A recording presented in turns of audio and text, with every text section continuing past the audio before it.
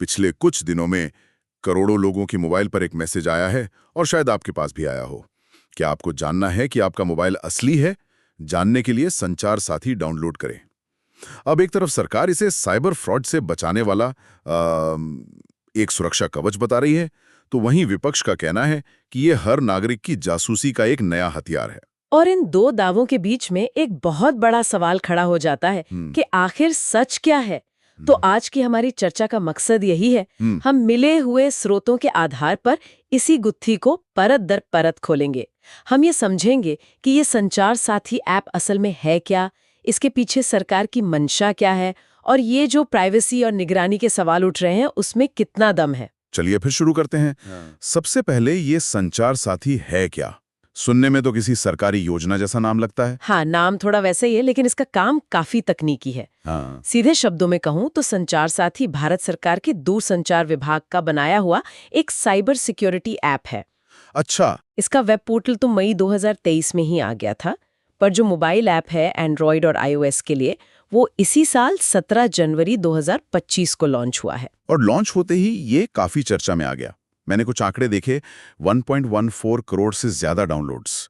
ये किसी भी सरकारी ऐप के लिए बहुत बड़ा नंबर है। बहुत बड़ा। ये सिर्फ ऐप की लोकप्रियता नहीं दिखाता, मुझे लगता है ये भी बताता है कि लोग मोबाइल चोरी और ऑनलाइन फ्रॉड से कितने ज्यादा परेशान हैं। आपने बिल्कुल सही नब्ज पकड़ी है। ये सिर्फ डाउनलोड्स का आंकड़ा नहीं है, ये एक जरूरत का आंकड़ा है, और इसका असर भी दिख रहा है। स्रोतों के मुताबिक इस ऐप और पोर्टल की मदद से अब तक 42 लाख से ज्यादा चोरी या खोए हुए मोबाइल फोन्स को ब्लॉक किया जा चुका है। 42 लाख? इसका मतलब तो ये हुआ कि ये 42 लाख मौके थे जहां किसी की निजी जानकारी, बैंक डिटेल्स या तस्वीरें गलत हाथों में जा सकती थी। एक सुविधा नहीं, एक तरह से डिजिटल इंश्योरेंस है जो आप काम करता दिख रहा है। और इसमें सिर्फ फोन ब्लॉक करना ही शामिल नहीं है, 26 लाख से ज्यादा डिवाइस को तो खोजा भी गया है। अच्छा, तो ये सिर्फ ब्लॉक नहीं करता, ढूंढता भी है। हाँ, ये जमीन पर दिखने वाला असर है। ठीक है, तो मान लीजिए मैंने ये ऐप डाउनलोड कर लिया। अब मेरे हाथ में क्या क्या सुपर पावर आ जाती हैं? मेरे लिए इसमें सबसे काम की चीज क्या होगी? सबसे बड़ी सुपर पावर तो यही है कि अगर आपका फोन चोरी हो जाए तो आप उसे दूर से ही ब्लॉक कर सकती हैं। एक मिनट, क्या इसका मतलब ये है कि मैं अपने चोरी हुए फोन को एक तरह से ब्रिक कर सकता हूँ ताकि चोर उसे इस्तेमाल ही ना कर पाए? बिल्कुल, आप उसके IMEI नंबर को ब्लॉक कर सकती हैं, जिससे वो किसी भी भारतीय नेटवर्क पे काम नहीं करेगा। वो चोर के लिए बस एक डिब्बा बनकर रह जाएगा। ये तो कमाल है। इसके अलावा अगर आपको कोई फ्रॉड कॉल, धमकी भरा मैसेज या कोई फिशिंग लिंक आता है, तो आप उसकी रिपोर्ट भी सीधे इसी ऐप से कर सकती हैं। और मैंने पढ़ा कि आप ये भी देख सकते हैं कि आपके नाम पर कितने सिम चल रहे हैं। ये तो बहुत ही काम का फीचर है, क्योंकि आईडी फ्रॉड तो एक बहुत बड़ी समस्या है। बहुत बड़ी। कई बार तो लोगों को पता भी नहीं होता कि उनके आधार कार्ड पर कोई और सिम इस्तेमाल कर रहा है। सही बात है। और एक और काम की चीज है IMEI वेरिफिकेशन। मान लीजिए आप कोई सेकंड हैंड फोन खरीद रहे हैं, तो आप उसका IMEI नंबर ऐप में डालकर चेक कर सकती हैं कि वो फोन असली है या कहीं चोरी का तो नहीं। ये ग्रे मार्केट पर लगाम लगाने की एक कोशिश है। लेकिन क्या ये सच में काम करता है? मतलब भारत में ग्रे मार्केट इतना बड़ा है, IMEI नंबर क्लोन भी तो हो जाते हैं। क्या ये सिस्टम उतना फुल प्रूफ है? ये सवाल बहुत वाजिब है। देखिए, कोई भी सिस्टम 100% फुल प्रूफ नहीं होता।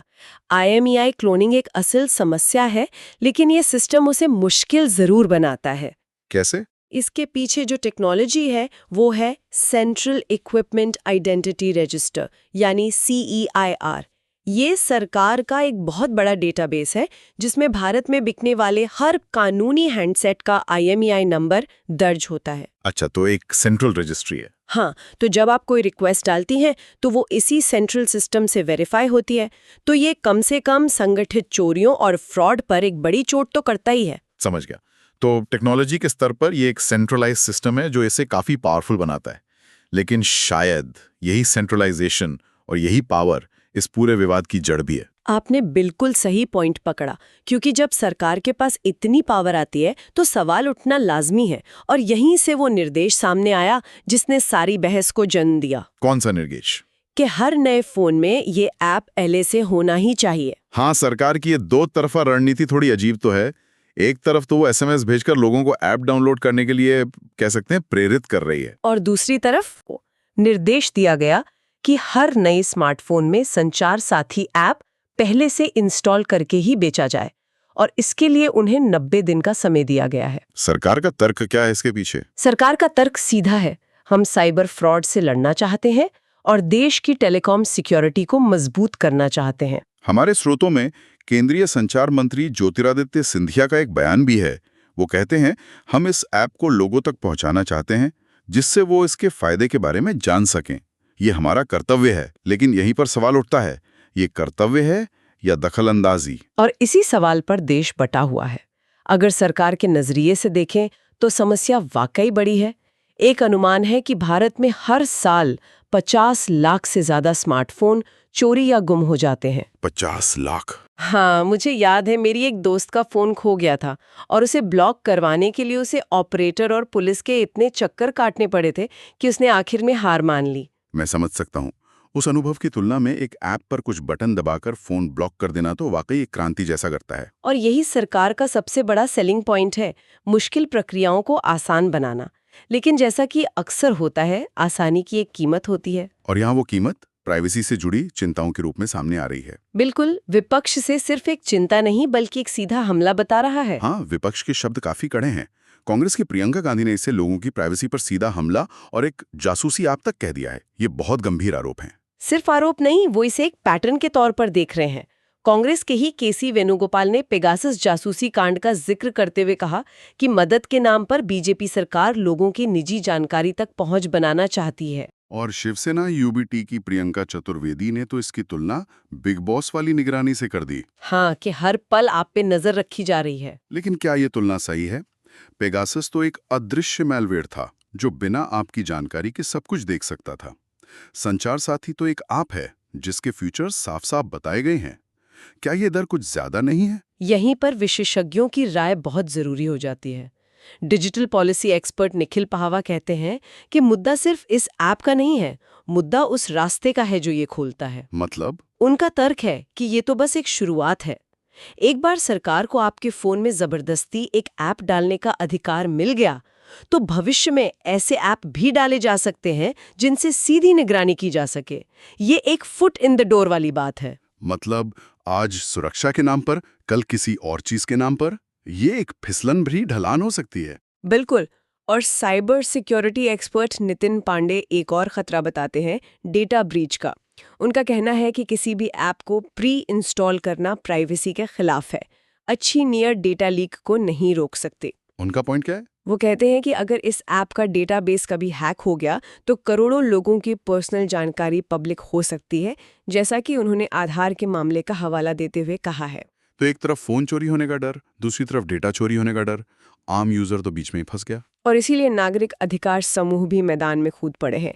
इंटरनेट फ्रीडम फाउंडेशन IFF ने तो सोशल मीडिया पर ऐलान कर दिया है कि वे इस निर्देश के खिलाफ तब तक लड़ेंगे जब तक इसे रद्द नहीं कर दिया जाता। तो ये लड़ाई अब सिर्फ राजनीतिक नहीं रही। नहीं, ये नागरिक अधिकारों की लड़ाई भी बन गई है। तो इतने सारे सवालों और चेतावनियों के बीच एक आम इंसान क्या करे? अगर किसी के पास ये मैसेज आता है तो उसे ये ऐप डाउनलोड करना चाहिए या इससे दूर रहना चाहिए? या ना में जवाब नहीं है। ये असल में एक ट्रेड ऑफ है। सुविधा बनाम नियंत्रण। सुविधा बनाम नियंत्रण? हाँ, साइबर एक्सपर्ट्स की सलाह भी यही है। अगर किसी को लगता है कि फोन खोने का रिस्क ज्यादा है और ये ऐप वाकई उनकी जिंदगी आसान बना रहा है तो इसे इंस्टॉल कर सकते हैं। सच तो ये है कि हमारे फोन में पहले से ही दर्जनों ऐसे ऐप्स हैं जिनके पास हमारे कैमरा, माइक, फाइल्स सबकी परमिशन होती है। लेकिन अगर कोई अपनी प्राइवेसी को लेकर बहुत ज्यादा सतर्क है, जो कि आज के दौर में होना भी चाहिए, तो उसे इसे डाउनलोड करने से बचना चाहिए। और यहीं पर सरकार का एक स्पष्टीकरण बहुत जरूरी हो जाता है। क्या? विवाद बढ़ने के बाद केंद्रीय मंत्री ज्योतिरादित्य सिंधिया ने साफ किया है कि ये ऐप वैकल्पिक है, यानी ऑप्शनल। उन्होंने कहा है कि अगर कोई यूजर इसे अपने फोन में नहीं चाहता तो उसे अनइंस्टॉल कर सकता है। ये एक बहुत जरूरी बात है, क्योंकि CPIM सांसद जॉन ब्रिटास का एक बड़ा आरोप यही था कि इस ऐप को हटाया नहीं जा सकेगा। तो सरकार कह रही है कि इसे हटाया जा सकता है। हाँ, सरकार का आधिकारिक स्टैंड तो यही है। लेकिन यहीं पर एक और गहरा सवाल उठता है। वो क्या? कोई चीज कितनी वैकल्पिक रह जाती है जब वो आपके फोन में पहले से ही डालकर दी जाए। हम सब जानते हैं कि ज्यादातर लोग कभी भी अपने फोन की डिफॉल्ट सेटिंग्स नहीं बदलते। जो ऐप पहले से मौजूद है वो वहीं पड़ा रहता है। तो क्या ये विकल्प सिर्फ कागज पर है? यही सवाल है। ये बहुत सही पॉइंट है। ऑप्शनल और डिफॉल्ट भी जमीन आसमान का फर्क होता है। अच्छा, मान लीजिए किसी ने ऐप रखने का फैसला किया और उसका फोन खो गया, तो असल में प्रक्रिया क्या है? ये काम कैसे करता है? प्रक्रिया काफी सीधी साधी रखी गई है।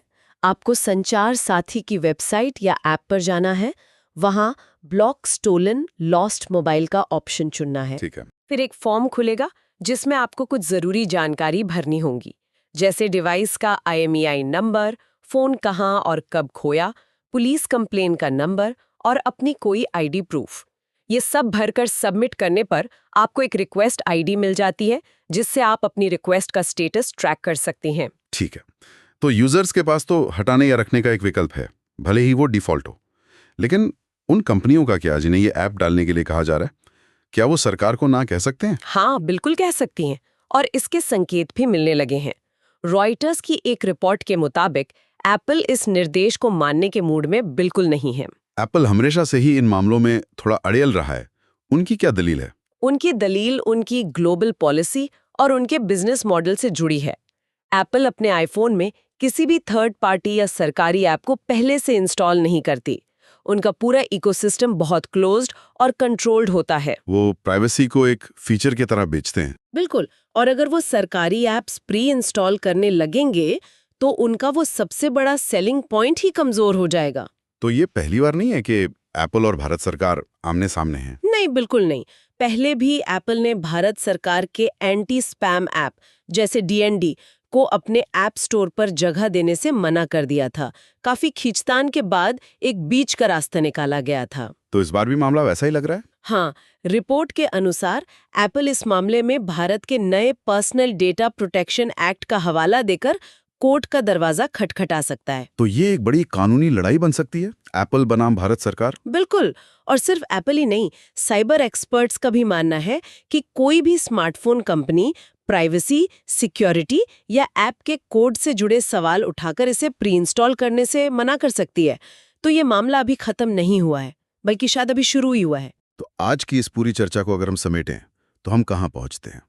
एक तरफ एक बेहद उपयोगी दिखने वाला ऐप और दूसरी तरफ उतने ही गंभीर सवाल। सही कहा। आज की चर्चा में हमने संचार साथी के दोनों पहलुओं को देखा।